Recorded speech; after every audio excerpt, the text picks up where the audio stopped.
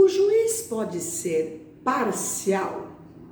Uma das características essenciais da magistratura é a imparcialidade. Todo juiz, todo julgador, seja ele desembargador, ministro, deve ser imparcial. Por isso, existem questões relativas às exceções de impedimento e suspeição dos magistrados. Mas o que acontece quando um juiz quebra a imparcialidade? Quando ele é parcial? Nós temos que lembrar que juiz não é parte, por isso é exigido dele a tão almejada imparcialidade. Eu sou a Fernanda Gonçalves, advogada e professora, e quero conversar com vocês acerca de uma decisão da 16ª Câmara de Direito Criminal do Tribunal de Justiça aqui do Estado de São Paulo, que anulou por unanimidade uma audiência de instrução na qual um magistrado formulou quase todas as perguntas às testemunhas. Primeiramente, vamos localizar, como de costume, em nosso ordenamento jurídico, onde está prevista a imparcialidade do juiz. A Convenção Americana sobre Direitos Humanos, que é o Pacto de São José da Costa Rica, no qual o Brasil é signatário, estabelece em seu artigo 8º que todo indivíduo tem o direito de ser ouvido por um juiz ou tribunal competente, independente e imparcial, estabelecido anteriormente pela lei. A imparcialidade do juiz espelha um princípio conhecido como o princípio do juiz natural, que está previsto na Constituição Federal em seu artigo 5º, incisos 37 e 53, respectivamente. Não haverá juízo ou tribunal de exceção e ninguém será processado nem sentenciado, senão pela autoridade competente. Portanto, o juiz ser imparcial é mandamento constitucional e internacional. Claro que isso não quer dizer que o juiz não deva estar atento ao processo, não deva ter uma posição ativa, é o ativismo judicial, mas a sua participação, ela não pode quebrar a sua imparcialidade. Vamos analisar o caso concreto, porque aí fica mais fácil.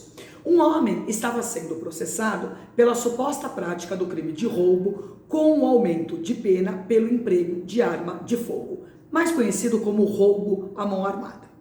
Esse processo estava sendo julgado por um determinado juiz.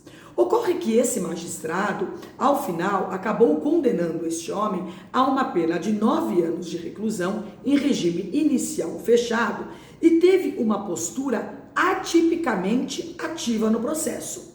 De acordo com a defesa deste condenado, o promotor de justiça, que é o titular da ação penal, que é parte no processo, teve uma participação subsidiária, fazendo pouquíssimas perguntas. A maioria das perguntas foi feita pelo próprio magistrado.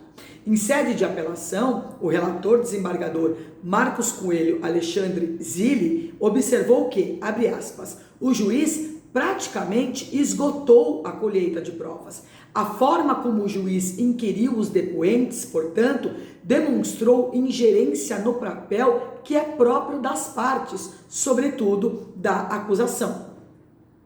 Apenas para esclarecer, vigora em nosso ordenamento jurídico o sistema acusatório, do qual decorre a separação dos deveres de julgar, que fica a cargo do juiz, de acusar, que fica a cargo do promotor de justiça, e de defender, que fica a cargo dos advogados e dos defensores públicos. Portanto, uma função não se mistura com a outra. Isso significa o sistema acusatório.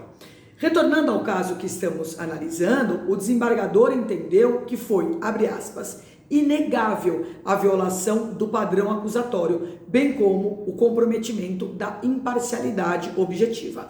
Ele afirmou ainda que, com a intensidade com que se deu o protagonismo judicial na produção de prova oral, escancarou a usurpação do papel processual que era reservado às partes e, em especial, ao Ministério Público, agente incumbido do ônus processual de demonstrar a veracidade de sua tese. Cabe quem acusa, prova. Essa é a regra do nosso sistema. O Ministério Público, ele é um órgão acusatório. Ele acusa, cabe a ele o ônus de provar. Por quê? Porque ele é o titular da ação penal. Ele tem que provar que o crime aconteceu. Não é o réu que tem que provar que não praticou. Neste caso, houve uma nítida violação ao artigo 212 do Código de Processo Penal, que determina: as perguntas serão formuladas pelas partes diretamente à testemunha, não admitindo o juiz aquelas que puderem induzir a resposta, não tiverem relação com a causa e não importarem na repetição de outra já respondida. Parágrafo único. Sobre os pontos não esclarecidos, o juiz poderá complementar a inquirição. O juiz complementa, ele não faz a inquirição em si. Para quem tiver interesse em conferir essa decisão, basta acessar os autos 150.0489-82.2021.